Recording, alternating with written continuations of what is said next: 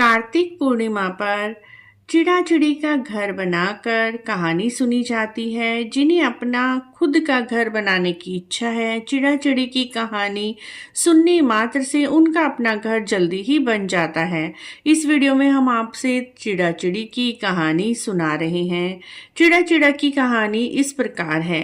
इस कहानी को कार्तिक पूर्णिमा से अगले दिन पड़वा को पढ़ते हैं। आटे से घर बनाते हैं। आटे के घर में चिड़ा चिड़ी बनाकर रखते हैं। उन्हें वस्त्र पहनाते हैं। घर के सभी कमरों में घर का सामान रखते हैं। चिड़ा चिड़ी को खील, पताशे व लड्डू का भोग लगाते हैं।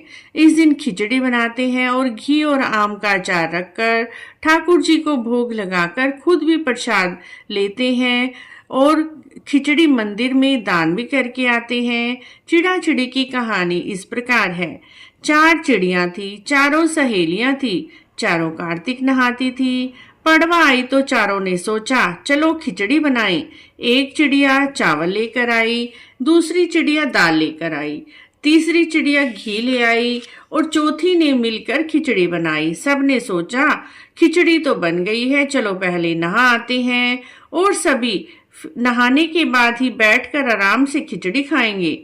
पहले एक चिड़िया आई और नहाकर आ गई। उसे भूख लग रही थी। बाकी चिड़िया अभी नहीं आई थी तो उसने खिचड़ी की भाप खा ली। दूसरी चिड़िया आई तो उसने सोचा अभी दूसरी चिड़िया तो नहीं आई है। उसने खिचड़ी के ऊपर का पानी पी लिया। तब तीसरी चिड़िया आई तो उसने सोचा अभी और तो नहीं आई है, चलो खिचड़ी मैं ही खा लेती हूँ, और उसने खिचड़ी खा ली। खिचड़ी खत्म हो गई। चौथी चिड़िया आई, उसने खिचड़ी के नीचे की बची हुई खुरचन खा ली। थोड़े दिनों बाद चारों चिड़िया मर गई। जिस चिड़िया ने भाप खाई थी वह राजा के घर राजकुमारी बनी। जिस खिचड़ी की पानी पिया था वह चिड़िया कुम्हार की लड़की बनी। जिस चिड़िया ने खिचड़ी की घी खाया था यानी खिचड़ी खाई थी घी के साथ, वह लड़की बनी। और जिस चिड़िया ने खिचड़ी के नीचे की खुरचन खाई थी वह हथनी बनी। कुम्हार की लड़की राजा के यहाँ दासी बनी। ब्राह्मण की लड़की राजकुमारी की सहेली बनी। हथनी भी राजा के यहाँ ही बंधी हुई थी। राजकुमारी को पिछले जन्म की सारी बातें याद थी। राजकुमारी की शादी हुई। तब वह विदा हो रही थी तो राजा से वह बोली मैं तो अपनी सहेली और दासी को भी साथ लेकर जाऊंगी। राजा ने कहा हाँ ले जाना। राजकुमारी अपने ससुराल जाने लगी लेकिन जाते जाते रुक गई। राजा ने पूछा अब तुम्हें क्या चाहिए? तब राजकुमारी बोली मुझे तो यह हथनी भी चाहिए। राजा ने नौकर भेजे हथनी को ले आओ, लेकिन हथनी तो उठी ही नहीं।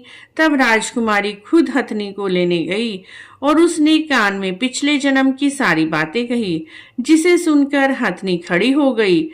राजा यह सब देख रहा था।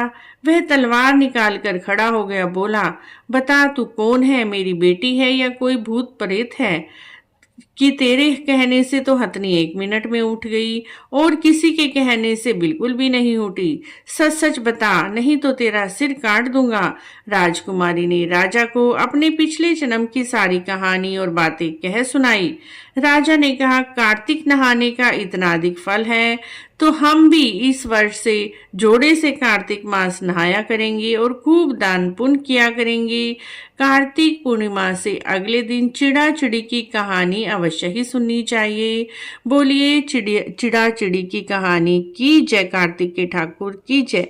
जैसे भगवान ने राजकुमारी को दिया वैसे सबको देना, और कहानी कहते सुनते हुंकारा भरते सबकी सारी मनोकामना पूरी करना, सबके अपने घर बार देना। बोलिए चिड़ा चिड़ी की कहानी की जय।